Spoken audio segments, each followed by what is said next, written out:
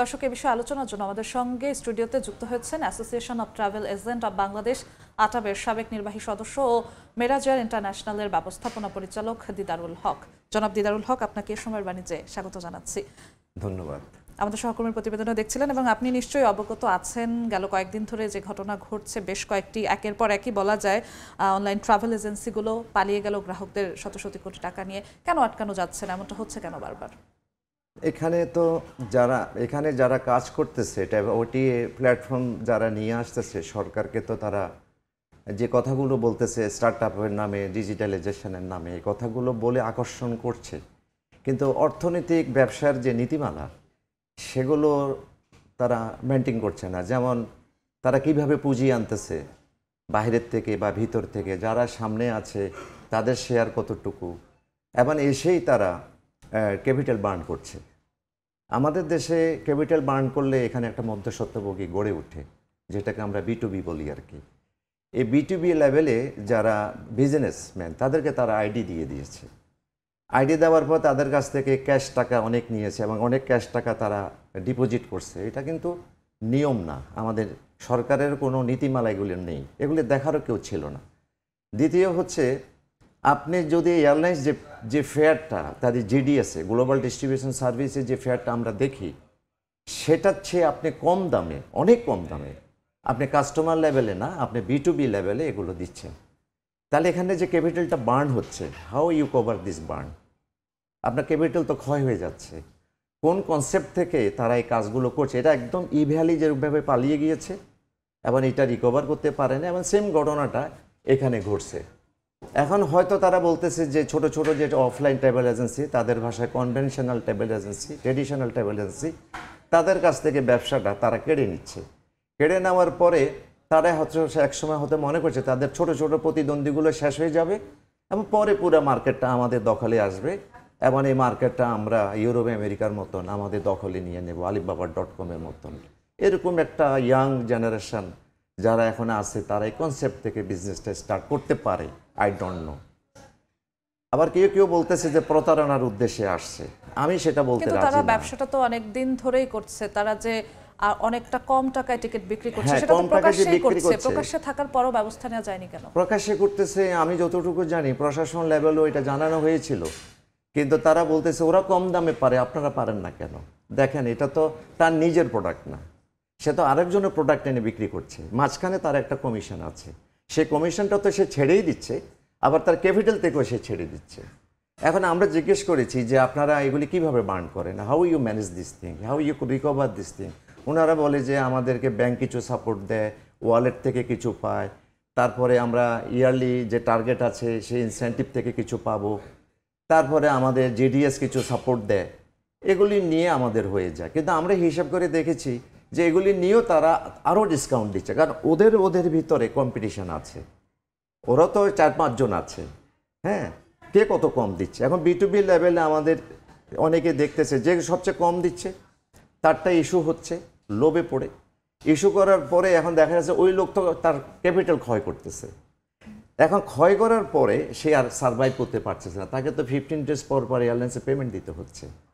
ক্ষয় করার পরে এখন উনি দেখে যে তার তো ব্যাংকে টাকা নেই পরের টাকাটা দেওয়ার জন্য, তখন কি করবে? তখন গ্রাহকের যে অ্যাডভান্স যে টিকিট ইস্যু করা আছে, নগদ যে টাকা আছে, এগুলি রিফান্ড করে তারা পালিয়ে যাচ্ছে। এই পালিয়ে যাওয়াতে প্রভাবটা গ্রাহক লেভেলে B2, এটা তো ওটিএটা করার কনসেপ্টটা আসছে B2 কাস্টমার লেভেলে, কিন্তু আমাদের দেশে কাস্টমারদের এই যে ক্যাশলেস ওয়ালেট কতজন ইউজ করে আপনি বলেন? আমাদের তো এই দেশ থেকে 10-12 লক্ষ লেবার যায়, তারপরে যারা যায় ওরা ক্যাশ টাকা ট্রাভেল এজেন্সিতে দেয়। আর ট্রাভেল এজেন্সি ব্যবসাটা একদম ঘনিষ্ঠ ট্রাভেল এজেন্সি না হলে কেউ যেতে চায় না, ঠিক না? এখন B2B লেভেলে মাঝখানে কিছু যারা ট্রাভেল এজেন্সি নাই, তারাও এই ব্যবসাটা নিয়ে বসেছে। বসার পরে এখন তাদের কাছ থেকে 10 লাখ 20 লাখ টাকা অ্যাডভান্স নিয়ে বসে আছে। আমি অনেককে জানি B2B লেভেলে তারা অনেক টাকা, 20 লাখ টাকা 10 লাখ টাকা হারিয়েছে। সোজা কথা হচ্ছে যে এই বার্নটা, হ্যাঁ, এই ওটিএলারা রিকভার করতে পারে নাই এবং তাদের স্টার্টিংটাই ছিল ভুল। আমরা বলেছি যে এখানে একটা নীতিমালার দরকার। সবচেয়ে বড় নীতিমালাটা হচ্ছে এয়ারলাইন্স যে পেমেন্টটা দিচ্ছে, সে পেমেন্টটা যেন ওটিএতে এর নিচে যেন তারা দিতে না পারে। এই জায়গাটাই যদি আমরা কাজ করতে পারি, আপনি দেখবেন ওটিএ এত ব্যবসা এত টার্নওভার তারা করতে পারবে না। জি, আরেকটা বিষয় দেখছিলাম, আপনি আমাদের সহকর্মী প্রতিবেদনও দেখছিলেন কিনা, যারা ভুক্তভোগী আছে তারা বলছিলেন যে সরাসরি এয়ারলাইন্স থেকে টিকিট কেনাটা তুলনামূলক একটু ঝামেলা বেশি আছে। তাহলে আমরা সরাসরি এয়ারলাইন্স থেকে টিকিট কেনাটা তুলনামূলক সহজ করা যাচ্ছে না কেন, বা করলে এটা সহজ করা যাবে? তো এটা এয়ারলাইন্স তারা খুব কম জনবল নিয়ে কাজ করে। তারা এজেন্টের মাধ্যমে বিক্রি করে। ওই জনবলের পিছনে তার তো কোনো খরচ দরকার নেই, এবং তারা ওই জনবলটাকে তারা যে 7% ছাড় দেয় সর্বোচ্চ, সেই ছাড় দিয়ে তারা ম্যানেজ করে। এটা সারা ওয়ার্ল্ডে আছে। এয়ারলাইন্স 10 জন লোক নিয়ে কাজ করবে, গোটা 20টা ফ্লাইট সে সপ্তাহে অপারেট করবে, যত কস্ট মিনিমাইজ করা যায়। এটাই এয়ারলাইন্সের পলিসি, এবং তাদের ভিতরে কম্পিটিশন আছে। সেক্ষেত্রে তুলনামূলক সহজ যদি হতো সরাসরি এয়ারলাইন্স থেকে, সরাসরি এয়ারলাইন্স আপনাকে কাস্টমার লেভেলে আপনাকে যদি দেয়, তার যে ফেয়ারটা আছে, যেটা জিডিএস এর দেখা, গ্লোবাল ডিস্ট্রিবিউশন সার্ভিস আমরা দেখি, আপনিও দেখেন, সেই ফেয়ারে তো আপনি ইস্যু করবেন না। হ্যাঁ, এজেন্ট তো আরো কিছু ছাড় দিয়ে কাস্টমারের কাছে যাচ্ছে। তো ছাড়েরও একটা লিমিট আছে, তো আপনি কতটুকু ছাড় দিতে পারেন। কিন্তু আমাদের ওটিআলারা ছাড় তো ওটা দিয়ে দেয়, আর নিজের পকেট থেকেও দেয়, two expand the market. It's the wrong concept. একদম এটা একেবারে ভুল একটা কনসেপ্ট। এটা ফেল করবে, আই নো। জি, আরেকটা বিষয় যদি বলি যে গ্রাহকরাও ক্ষতিগ্রস্ত হচ্ছে, আপনারাও ক্ষতিগ্রস্ত হচ্ছেন। এতদিন যারা ব্যবসাটা করতো প্রকাশ্যেই করতো, এখনো তো এমন ব্যবসা অনেক টিকে আছে। ওটিএর সেই টিকে থাকাগুলোর বিরুদ্ধে কি এখন এই ব্যবস্থা নেওয়া যারা হবে না? টিকে আছে তাদের যদি অন্য কোনো খাতে বড় পুঁজি থাকে, তারা যদি, আমি মনে হয় তারা হয়তো একসময় অবসায়নে যাবে, ভদ্রভাবে যাবে আর কি, যে আমরা ব্যবসাটা করছি না, আমাদের লস হয়ে গেছে, আমরা ব্যবসাটা গুটিয়ে নিচ্ছি, এবং যারা আমাদের কাছে পাওনাদার আছে তাদেরটা মিটিয়ে দিলাম, এয়ারলাইন্সেরটা মিটিয়ে দিলাম। যেমন ফ্লাই হাব চলে গেছে ভদ্রভাবে, কিন্তু অনেকে তো ভদ্রভাবে যেতে পারছে না, পালিয়ে যাচ্ছে। শুধু পালিয়ে যাওয়াটা আমাদের একটা ন্যাশনাল প্রবলেম হয়ে গেছে। আমরা তো সব জায়গা থেকে পালিয়ে যাচ্ছি, কেন বলেন তো? এটা খালি ওটিএ সেই কেন? সমস্যা সমাধানে কাজ হচ্ছে না কেন? এটা সমাধানে কাজ হচ্ছে, আমি মনে করি যে বর্তমান সরকার যে রিফর্মের কথা বলছে, এটা তো কেউ শুনছে না। আপনার সব কমিশনগুলোকে আপনি সক্রিয় করেন, আইনের শাসন কায়েম করেন, তাহলে সব সমস্যার সমাধান হয়ে যায়। আমাদের আইন আছে, আমাদের কম্পিটিশন কমিশনে আইন আছে, যে আপনি উদ্দেশ্য প্রণোদিতভাবে যদি কোনো পণ্য, শুধু টিকিট কেন, কোনো পণ্য যদি কম দামে বিক্রি করেন, সেটাও অন্যায়। সরকার শোনাতে ব্যর্থ হচ্ছে কেন? আবার সরকার এখন আসছে, আগে তো কমিশনগুলো কাজ করে না। দুর্নীতি দমন commission, public service commission, competition commission, আমাদের নদী কমিশন, মানবাধিকার কমিশন, এগুলি তো ছিল, তারা তো ফাংশনেবল ছিল না। আমরা পট পরিবর্তনের পর আসলে কতটা কার্যকরভাবে কাজ করতে দেখেছি, শুধু এই বিষয়টি না, বিভিন্ন সময় এমন বিভিন্ন এয়ারলাইন্সের সিন্ডিকেটের কথা এসেছে। বিগত সময়ের কথা আমরা অনেকটাই জানি। 5 তারিখের পরে, গত বছরের 24-এর পরে, এই 1.5 বছরে কতটা আমরা পরিবর্তন দেখেছি আসলে? আপনি পট পরিবর্তনের কথা বলতেছেন, সরকার চেষ্টা করতেছে। একটা পরিপত্র জারি করলো না, যে আপনারা এভাবে এভাবে করেন, কেউ মানতে চায় না। হ্যাঁ, একেবারে তৃণমূল পর্যায়ে কেউ মানে না, মানে পাবলিক, মানে কি, আমরা সাধারণ জনগণও এটা মেনে, আমরা তো এইভাবে অভ্যস্ত, আমরা তো এইভাবে অভ্যস্ত না, আমরা এইভাবে ব্যবসা করেছি। হ্যাঁ, এই জিনিসগুলোকে মানিয়ে নেওয়া, হ্যাঁ, এটা একটা কঠিন কাজ। সরকার চাচ্ছে, সরকারের পরিপত্র যদি মানিয়ে নেওয়া না যায়, তাহলে উপায়টা আসলে কোথায়? এই জন্য তো সরকার এখন কিছু কিছু জায়গায় ভিজিলেন্স টিম পাঠাচ্ছে, ভোক্তা অধিকার পাঠাচ্ছে, যে আপনারা এইভাবে এভাবে করেন।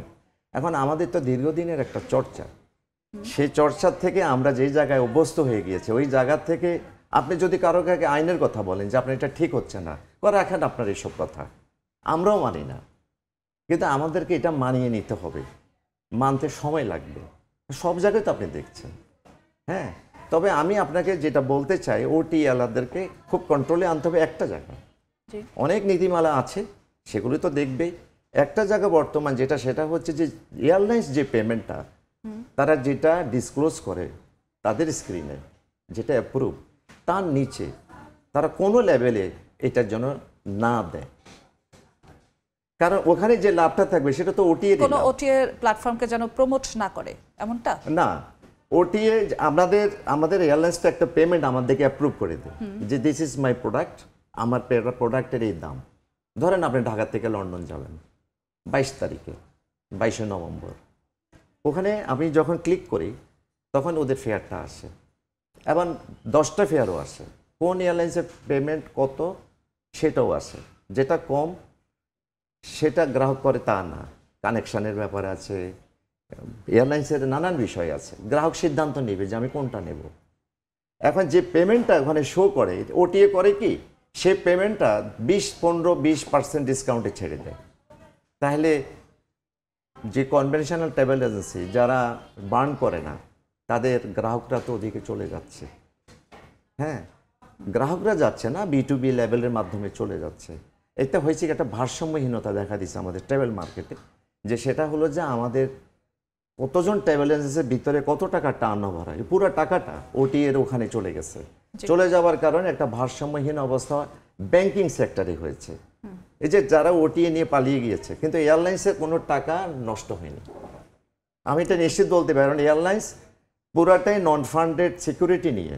যেমন এটা নিয়ে সচেতনতা তৈরি হওয়ারও একটা সুযোগ তো সচেতনতা তো আছেই, আমরা ওয়াটার থেকেও করেছি, তারপরে সরকারেও প্রশাসনিকভাবে শাস্তি দিয়ে নানানভাবে চেষ্টা করা হচ্ছে। আমি আশা করতেছি ইনশাল্লাহ ভবিষ্যতে সেই প্রত্যাশা আমাদেরও থাকবে, আমাদের আজকে থাকবে। এবং আমরা যে দীর্ঘদিন আমরা যেভাবে অভ্যস্ত হয়ে গেছি, আমরা টিকিটের কথা বলতেছেন,